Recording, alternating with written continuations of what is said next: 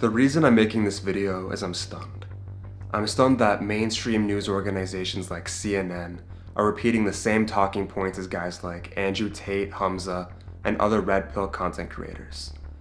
They're finally admitting that there's a serious issue in the current state of young men. As a group, young men are deleting themselves at 4 times the rate of young women. The number of single young men is double the amount of single young women. And the number of men who claim to have close friends has cut in half in just the past couple of decades. And to make matters worse, the disparity between the have and have-nots in the dating market is growing wider, much like the wealth gap between the rich and poor. If we think about the Pareto principle, 20% of men will attract 80% of women, and that applies to all aspects of life. Thinking about my YouTube channel, the majority of my views come from only 1 or 2 videos. Our society has become so isolated with the advent of social media, dating apps, and online gaming. But now that we have the metaverse, an immersive digital economy through things like blockchain and digital assets, and now with AI, this problem is going to get so much worse. If you've ever seen the movie Her or Blade Runner, we'll probably live in a society like that where all of our intimacy needs are met through AI girls, while the top 1% gets to enjoy real human intimacy. And we already kind of live in a society like that with AI models and deepfakes. Imagine where we'll be in a couple of years. So what are the effects of male loneliness? Well, I believe the first stage of male loneliness is anger. And that's where the phrase misery loves company comes to mind. MGTOW and black pill communities have grown in popularity for this very reason. MGTOW is a movement of men that have decided to give up on relationships entirely and focus on themselves. While the black pill is an ideology that believes the world is inherently unfair. They believe that genetics and physical appearance are the only factors in determining your success in dating and life in general. These self-defeating, self-deprecating ideologies lead you down a path of bitterness and hatred, whether towards yourself or others. When all of that built-up rage is too much to contain, it's released, and that's why we have school shooters.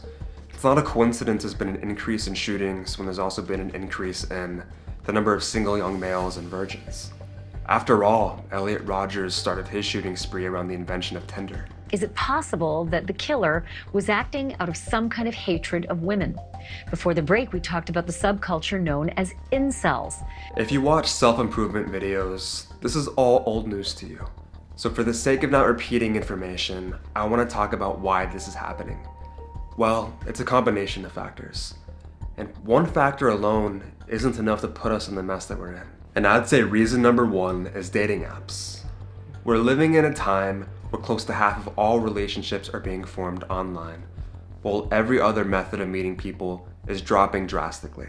Even looking back at my own dating experience, all of the girls I've either had a serious relationship with or slept with have been through some sort of online means, whether that's a dating app or Instagram DM. Look, I'll be honest, this kind of contradicts the entire video, but I do like online dating because I've been able to meet so many more people that I just wouldn't have if it weren't for Instagram or Hinge, Tinder, whatever it might be.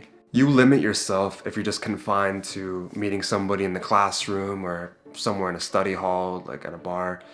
You really get to expand your horizon and the amount of people you're able to meet through these apps and through the internet. But I'm dealing with statistics and generalities, so for the most part, dating apps have been detrimental to society. On a lot of these apps, the gender ratios largely put men out of favor. On Tinder, for example, 78% of the users are male, while only 22% of the users are female. Another thing about dating apps is you're picking people purely based on superficial reasons like looks. In the past, you were able to show off your personality and aura a bit more, but you can't do that over a screen. Another reason I think we have a rise in male loneliness is the shrinking middle class. And one interesting thing about that CNN video is that they brought up something I haven't thought of before. For the majority of history, a small percentage of men have had the majority of the mating opportunities. But in America, we decided to make a huge investment in what would probably be the greatest innovation in history, and that is in the middle class. The only reason the family unit and relationships were so successful in the past several decades is because that was also the height of the middle class. As the middle class disappears, we revert back to the old way of life where we had kings and peasants, lords and serfs, rich and poor. In all aspects of life, the top 1% had priority access to all resources, including women. The invention of the middle class was the great equalizer that distributed success more evenly in dating and finances. And the shrinking middle class leads to my next reason, which is the rise in women's income. Chris Williams summarized it perfectly. He called it the high heels effect. In the last 40 years, more women have graduated from college than men, and they're not interested in mating with non-college grads. They now own more homes, single women, than single men. So what you have is women say they won't date anyone shorter than them, 50% of them. Effectively, what you have metaphorically over the last 40 years is women have been getting taller and taller, and men have been getting shorter and shorter.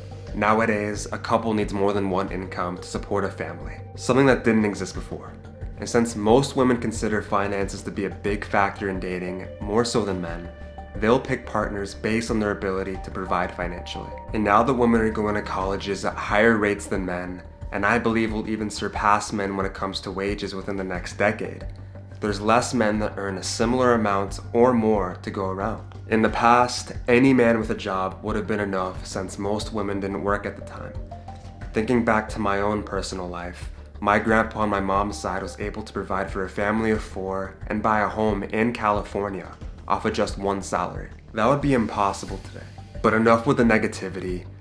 I'm a guy that likes to talk about solutions and not just problems, so how do we fix this? Well, I think this can be boiled down to 3 solutions: making more money, touching grass, and forming brotherhoods. When it comes to making more money, look, as individuals, we're not powerful enough to change the economic circumstances of the entire country. But one thing we can do is make individual decisions that affect ourselves and the people we care for.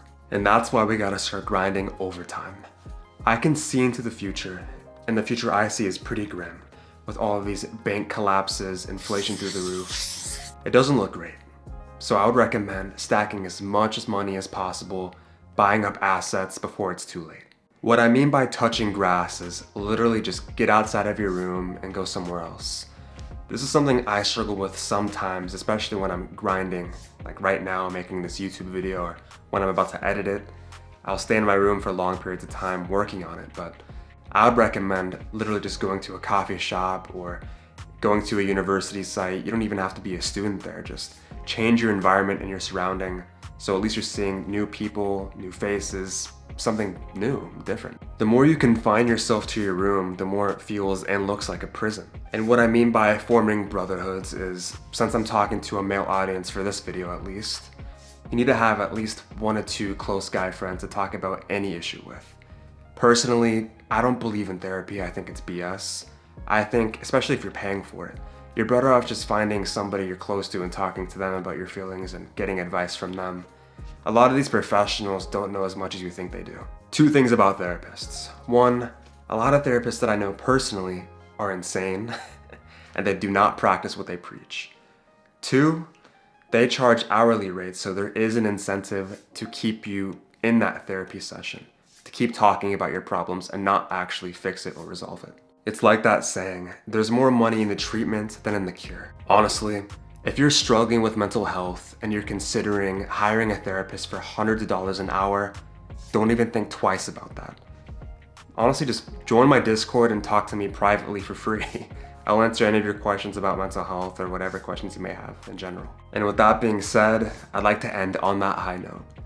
If you like this video, please like and subscribe. I really appreciate it. And to those that have reached out to me privately on my Discord, I genuinely appreciate your support. It's comments like those that inspire me to make more videos like this, so thank you.